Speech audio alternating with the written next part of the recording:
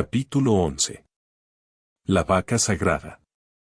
Antes de la segunda catástrofe transalpiniana, que alteró fundamentalmente el aspecto de la corteza terrestre, existió un viejo continente que hoy yace sumergido entre las procelosas aguas del Océano Atlántico.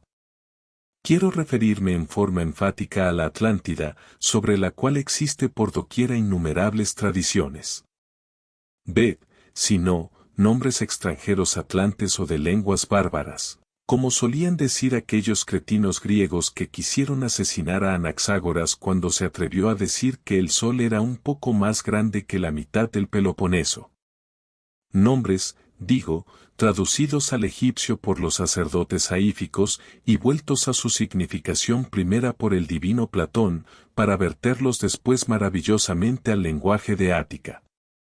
Ved el hilo diamantino de la tradición milenaria desde aquellos a Solón, continuándose luego con los dos Critias y el maestro Platón. Ved, os digo, extraordinarias descripciones de botánica, geografía, zoología, mineralogía, política, religión, costumbres, etc., de los atlantes.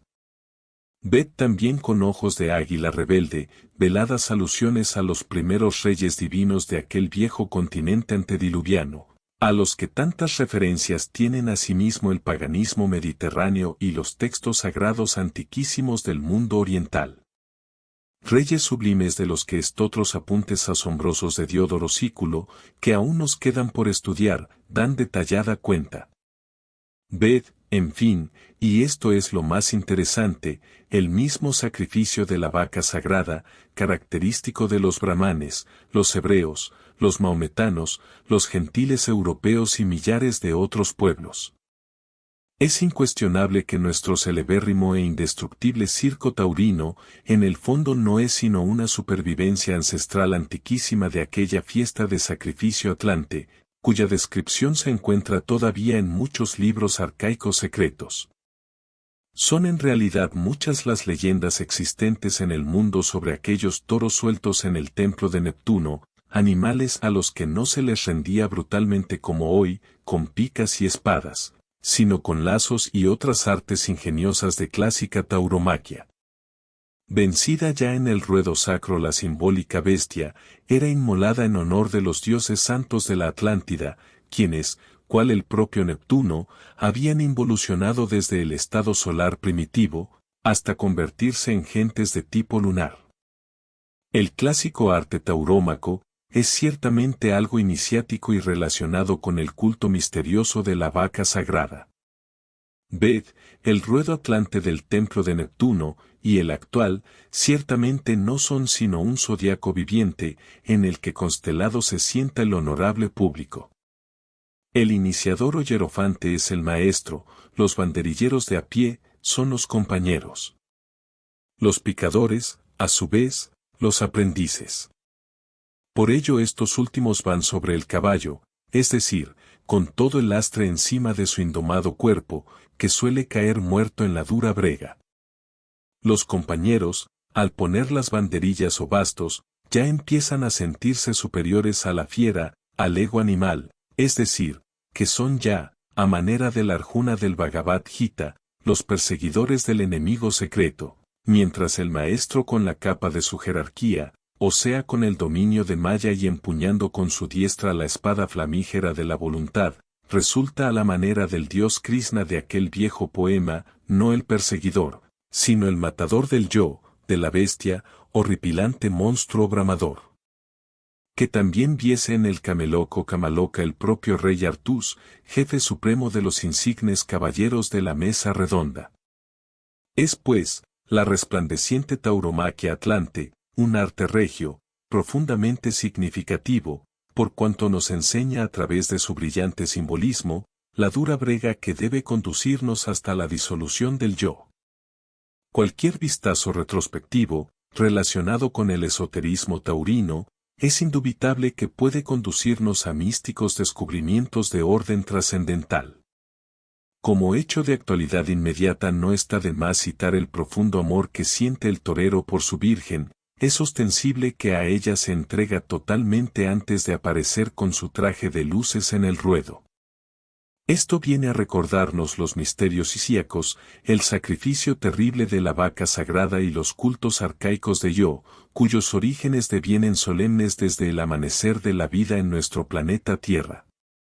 Resulta patético, claro y definido, que solo Yo, Devi Kundalini, la vaca sagrada de las 5 patas, la Madre Divina, posee en verdad ese poder mágico serpentino que nos permite reducir a polvareda cósmica al ego animal, la bestia bramadora del ruedo de la existencia.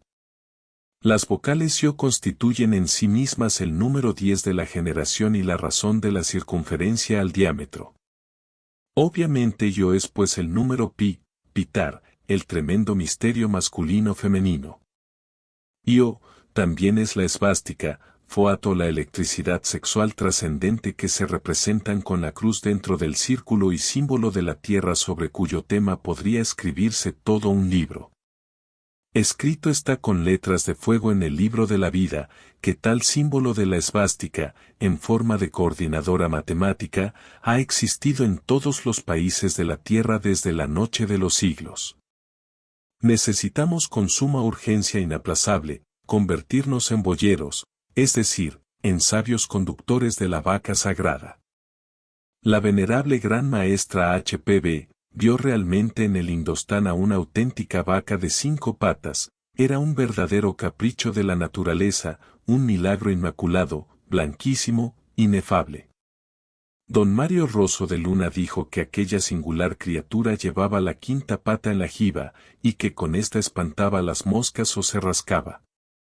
El curioso animal era conducido por un joven de la secta sadhu. El doncel se alimentaba exclusivamente con la leche de esta misteriosa vaca. Resalta palmario y manifiesto el simbolismo esotérico, maravilloso y esplendente de la vaca de las 5 patas. Vivísima expresión manifiesta de los 5 desdoblamientos de nuestra divina Madre Kundalini, muy particular. Recordemos el signo del infinito, el 8 tendido horizontalmente e igualado a un 5, lo que da, leído literalmente, infinito igual a 5, es decir, el infinito igual a la pentalfa, a la vaca inefable de las 5 patas, a la estrella de las 5 puntas o pentágono regular estrellado, que detuvo a Mefistófeles cuando acudió a la evocación brujesca del doctor Fausto.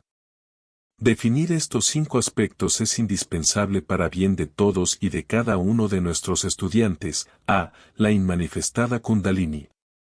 B. Isis inefable, casta Diana. Sabiduría, amor, poder. C. La Hécate griega, la Proserpina egipcia, la Coatlicue azteca. La reina de los infiernos y la muerte. Terror de amor y ley. D. La madre natura particular individual. Aquella que creó nuestro cuerpo físico. E. La maga elemental instintiva.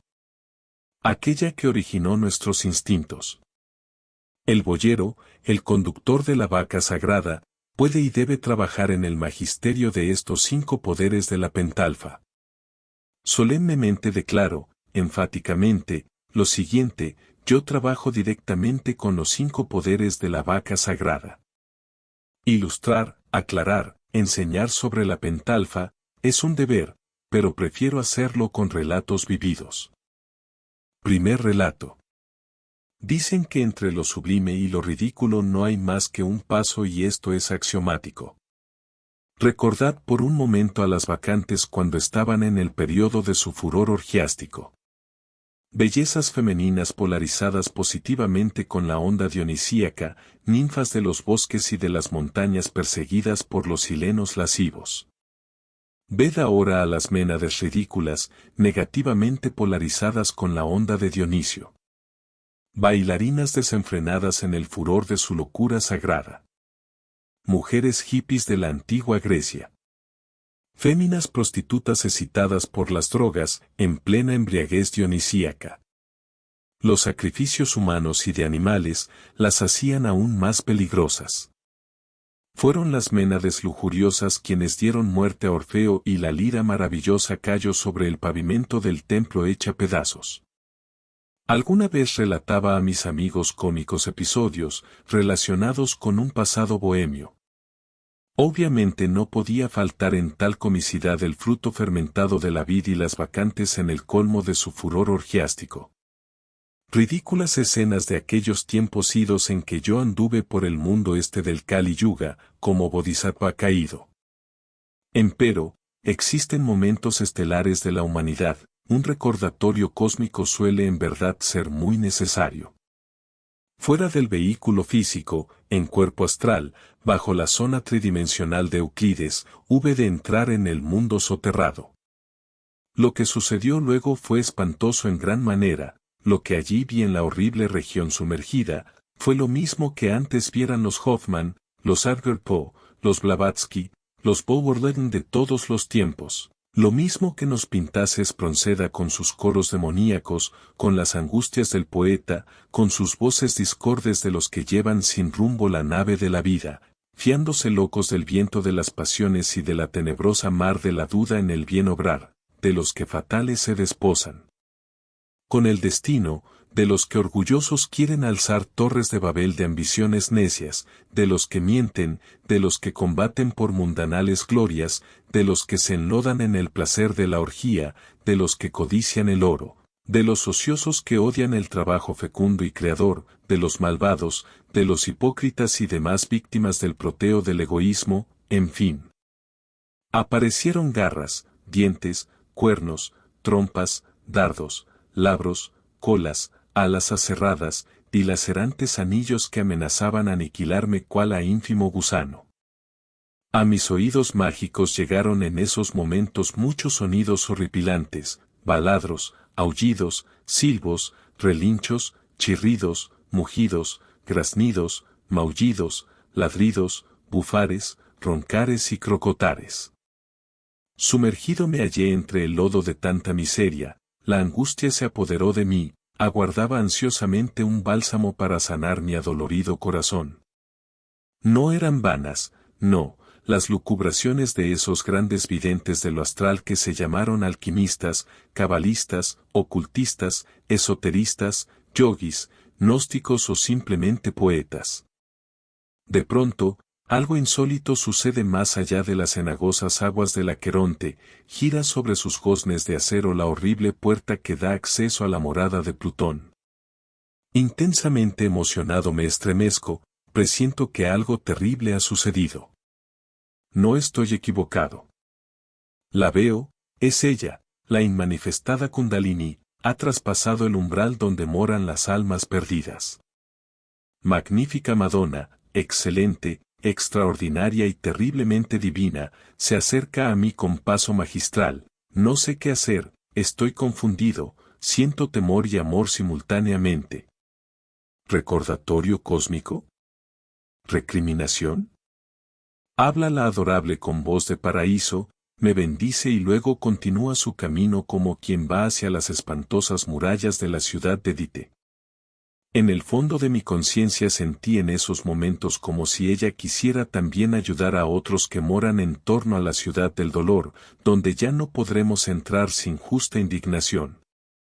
Mirando desde la alta torre de ardiente cúspide, cuentan que vio el Dante aparecer de improviso las tres furias infernales, las cuales según se dice, tenían movimientos y miembros femeniles. Todo esto lo recordé instantáneamente, en modo alguno quería yo, mísero mortal del lodo de la tierra, convertirme en un habitante más de la ciudad del dolor. Afortunadamente tuve la inmensa dicha de poder salir de entre las entrañas del Averno para aparecer a la luz del sol. Otro día. Muy de mañana alguien toca a mi puerta, es un viejo profesor de enseñanza secundaria. Aquel buen señor me invita a una fiesta de graduación, su hija ha concluido estudios con pleno éxito. Imposible declinar su invitación. Es mi amigo y hasta le debo ciertos servicios. En modo alguno estoy dispuesto a despreciarlo. Después de todos los consabidos arreglos personales, litelantes y mi insignificante persona que nada vale, salimos de casa con el ánimo de llegar hasta la morada del profesor. Muchas gentes elegantemente vestidas nos recibieron muy cordiales en la regia mansión. Música deliciosa resonaba en la estancia, gentes alegres iban y venían por aquí, por allá y acullá, dichosas parejas danzaban sobre la mullida alfombra. Varias veces mi espléndido anfitrión vino hasta nosotros con el propósito de brindarnos el fermentado vino. Yo vi una y otra vez muy de cerca las resplandecientes copas de fino bacará, empero, rechacé enérgicamente a Bacó y sus orgías. ¿Me hallaba compungido de corazón? Incuestionablemente se convirtió en mi peor enemigo, supuso equivocadamente que yo hacía un desaire a su fiesta. Más tarde propagó contra mí diversos infundios difamantes, lanzó contra mi insignificante persona todo el veneno de sus críticas. No contento con todo eso, apeló a la calumnia pública, acusándome ante los tribunales de justicia por supuestos delitos que todavía ignoro. Aquel caballero de Marras murió un poco más tarde en un desgraciado accidente automovilístico. Hoy en día pienso que en aquel festín procedí ciertamente como cualquier intonso, me faltó diplomacia. Existen convidados en todas las salas del mundo, que saben jugar con el diablo, se pasan la noche entera con una copa en la mano y se defienden maravillosamente. Simulan beber cada vez que hay un nuevo brindis, mas en realidad no beben, se burlan del demonio del alcohol. Segundo relato.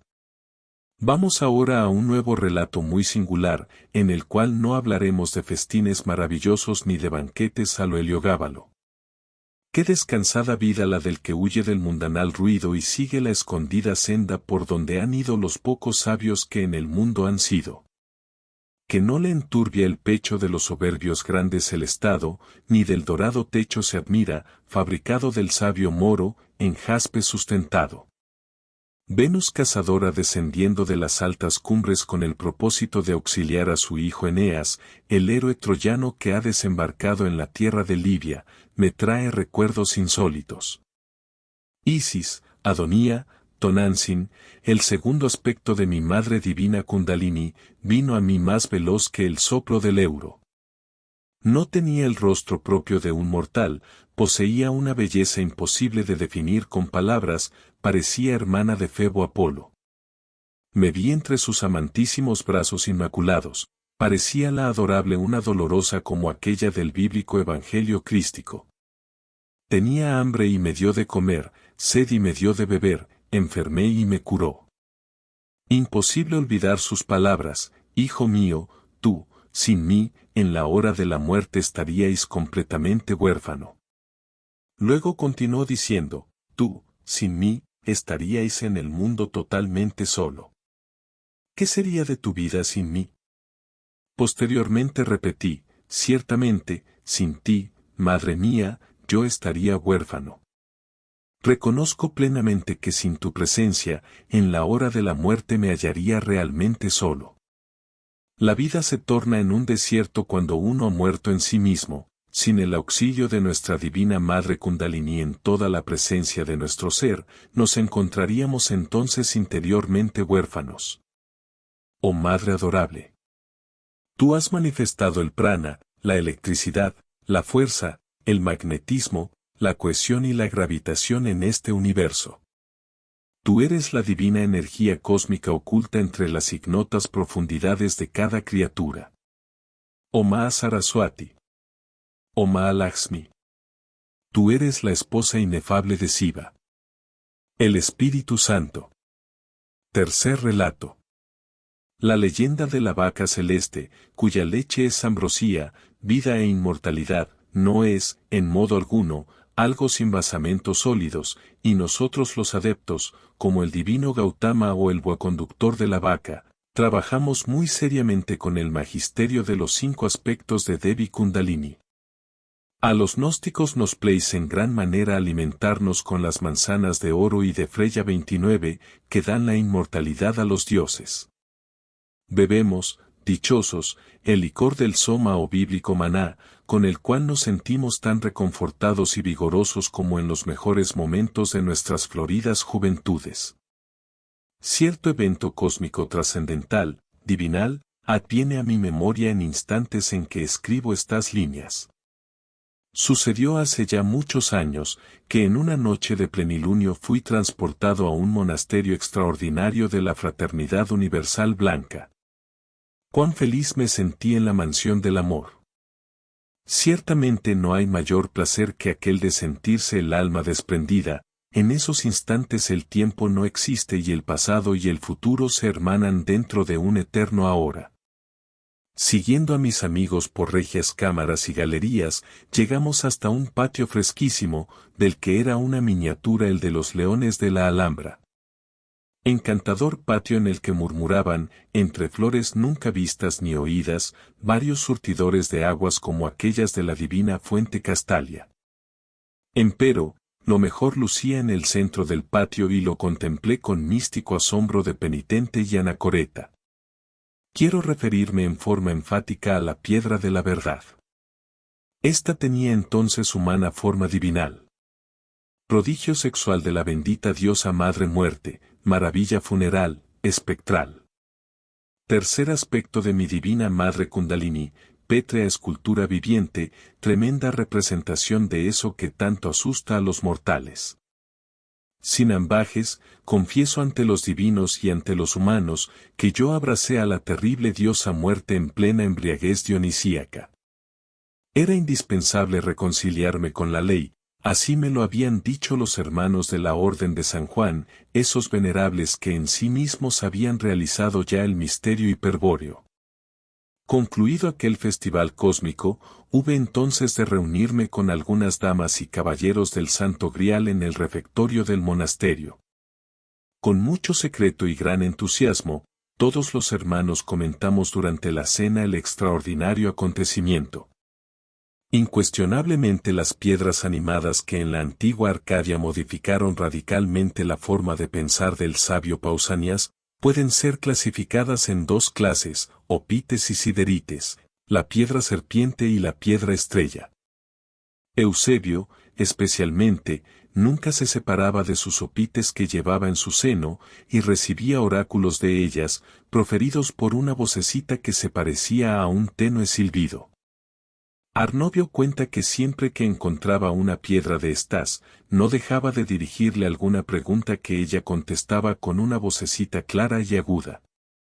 Hécate, Proserpina, Coatlicue, en viviente piedra animada, parecióme como si hubiese brotado del campo de la madre o de alguna tumba de Karnak. Cuarto relato. Lo que el común de las gentes conoce actualmente acerca del chamanismo es muy poco, y aún este poco ha sido adulterado, lo mismo que el resto de las religiones no cristianas. Suele llamársele el paganismo de la Mongolia sin razón alguna, puesto que es una de las más antiguas religiones de la India, a saber, el culto del espíritu, la creencia en la inmortalidad de las almas y en que éstas, allende la muerte, siguen presentando las mismas características de los hombres a quienes animaron aquí en la tierra, aunque sus cuerpos hayan perdido, por la muerte, su forma objetiva, cambiando el hombre su forma física por la espiritual. Dicha creencia en su forma actual es un retoño de la primitiva teurgia y una fusión práctica del mundo visible con el invisible. Cuando un extranjero naturalizado en el país desea entrar en comunicación con sus invisibles hermanos, tiene que asimilarse su naturaleza, esto es, debe encontrar a estos seres andando la mitad del camino que de ellos les separa, y enriquecido entonces por ellos con una abundante provisión de esencia espiritual, dótales él, a su vez, con una parte de su naturaleza física, para colocarles de esta suerte en condiciones de poderse mostrar algunas veces en su forma semi-objetiva, de la que de ordinario carecen. Semejante proceso es un cambio temporal de naturalezas, llamado comúnmente teurgia. La gente vulgar llama hechiceros a los chamanos, porque se dice que evocan a los espíritus de los muertos con el fin de ejercer la nigromancia, pero el verdadero chamanismo no puede ser juzgado por sus degeneradas ramificaciones en Siberia, del mismo modo que la religión de Gautama Buddha no puede ser confundida con el fetichismo de algunos que se dicen sus secuaces, en Siam y Birmania. Incuestionablemente las teúrgicas invocaciones devienen más sencillas y eficaces cuando se opera mágicamente con el cuerpo físico totalmente sumergido dentro de la cuarta dimensión. Si recorriendo hacia adentro y hacia arriba la mitad del camino que de los seres queridos nos separa, podemos encontrarnos con nuestros muertos queridos cara a cara, obviamente resultaría más fácil todo esto andando la totalidad del camino. Con el cuerpo físico sumergido dentro de la cuarta coordenada, podemos como Jámblico invocar a los dioses santos para platicar con ellos personalmente. Empero, es ostensible que necesitamos con urgencia máxima un punto de apoyo, una palanca, que nos permita realmente saltar con cuerpo físico y todo a la cuarta dimensión. Cabe oportunamente citar aquí, aquella famosa frase de Arquímedes: dadme un punto de apoyo y moveré el universo. Ya en el 8º capítulo de este libro hablamos con mucho énfasis sobre el agente mágico de los estados jiñas. Quiero referirme claramente al cuarto aspecto de Devi Kundalini. Este es el punto de apoyo para la cuarta vertical. En instantes en que escribo estas líneas, vienen a mi mente algunas remembranzas, magníficas evocaciones divinales. Sucedió que en una noche otoñal resolví beber del vino de la meditación en la copa de la perfecta concentración. El motivo de mi meditación fue mi madre natura particular, el cuarto aspecto de la serpiente ígnea de nuestros mágicos poderes. Orar es platicar con Dios y yo platiqué con la adorable, suplicándole con el verbo silencioso me llevase con cuerpo físico al paraíso terrenal. La cuarta dimensión. Lo que luego acaeció en la noche del misterio fue asombroso. Asistido por la inefable me levanté del lecho. Cuando abandoné mi morada y salí a la calle, pude evidenciar que mi cuerpo físico había penetrado en la cuarta dimensión. Ella me llevó a los bosques más profundos del Edén, donde los ríos de agua pura de vida manan leche y miel. Virgen Señora de arboladas cumbres. Todo calla ante ti, la Iberia inculta, el galo que aún muriendo adusto reta, y el sicambro feroz, que al fin rindiendo las armas humillado te respeta. Adorable Madonna mía, por los dioses que del alto cielo gobiernan en la tierra a los mortales, imploro siempre tu auxilio. El rostro de mi madre natura era como el de una beldad paradisíaca, imposible de describir con humanas palabras. Su cabello parecía como una cascada de oro cayendo deliciosamente sobre sus hombros alabastrinos. Su cuerpo era como el de la Venus mitológica, sus manos con dedos cónicos hermosísimos y llenos de gemas preciosas, tenían la forma crística. En el bosque platiqué con la adorable y ella me dijo cosas que a los seres terrenales no les es dable comprender. Sublime resplandecía mi madre en el mundo etérico, en la cuarta vertical, en la cuarta dimensión. Sí, pues, nada produce alivio para el pecho doliente, ni mármoles de Frigia, ni púrpura esplendente, mejor es que se refugie entre el seno delicioso de su divina madre natura particular, individual. Ella es la autora de nuestros días, la verdadera artífice de nuestro cuerpo físico. Fue ella la que en el laboratorio humano juntó al óvulo con el zoospermo para que surgiera la vida. Es ella la creadora de la célula germinal con sus 48 cromosomas.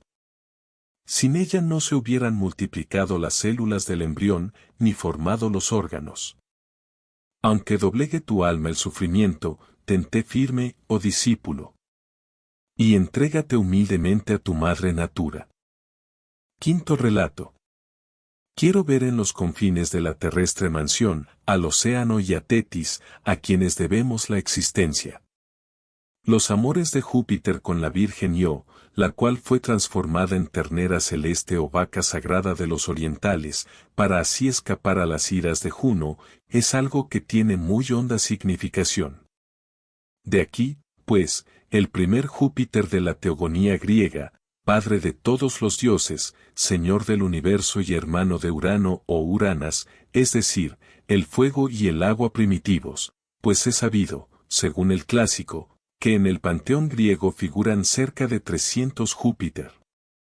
En su otro aspecto de Jove o Io de Eve, es el Jehová macho-hembra, andróginos colectivos de Elohim de los libros mosaicos, Adam Kadmon de los cabalistas, el Iacho o Inacho de la Anatolia que también es el Dionisios, cuya onda vibratoria se ha vuelto muy intensa con la entrada del sol en la brillante constelación de Acuario. Jesús, el gran Kabir, jamás le rindió culto al antropomórfico Jehová de las muchedumbres judías. A la ley del talión, ojo por ojo y diente por diente del Jehová vengativo, le siguió la ley del amor, amaos los unos a los otros como yo os he amado. Si con místico entusiasmo escudriñamos las sagradas escrituras, podremos evidenciar claramente el hecho palmario y manifiesto, de que en ninguno de los 4 evangelios figura el antropomórfico Jehová hebraico. Ramyo, María, la divina Madre Kundalini, acompañó siempre al adorable y ahí la vemos en el monte de las calaveras al pie de la cruz.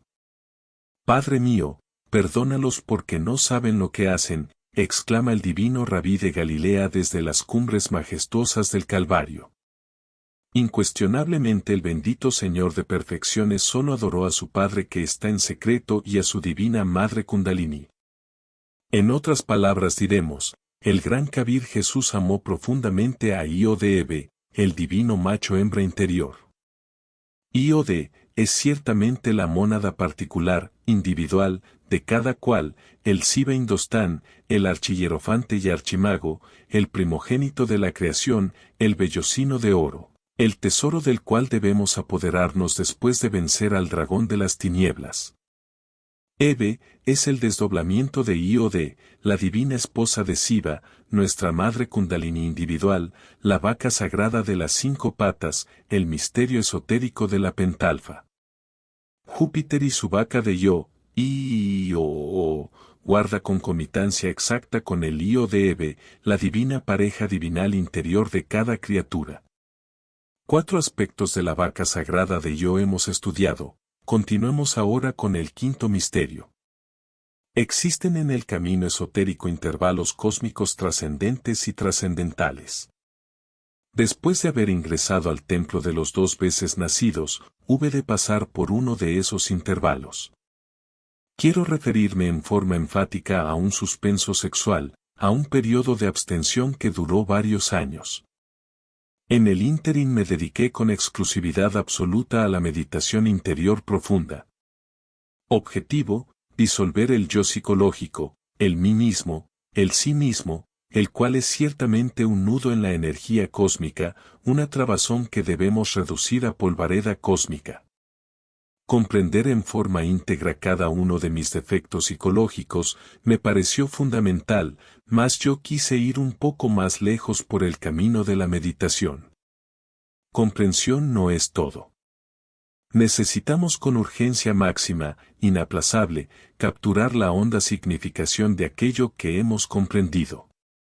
Cualquier devoto del real camino puede haberse dado el lujo de comprender un defecto psicológico en todos los territorios de la mente, sin que por ello haya logrado la aprehensión de su hondo significado. Tratando de comprender mis propios defectos en todos los recovecos de la mente, resolví convertirme en enemigo de mí mismo. Cada defecto fue estudiado por separado y en forma muy ordenada. Jamás cometí el error de querer cazar 10 liebres al mismo tiempo, de ninguna manera quería exponerme a un fracaso. La meditación se hacía exhaustiva, se tornaba cada vez más profunda y cuando me sentía desfallecer, dejaba la mente quieta y en silencio como aguardando alguna revelación, en esos instantes venía la verdad. Capturaba eso que no es del tiempo, el hondo significado del defecto comprendido en forma íntegra. Después oraba, suplicaba, rogaba con vehemencia a mi divina Madre Kundalini, eliminara de mi mente el agregado psíquico, el defecto psicológico en cuestión.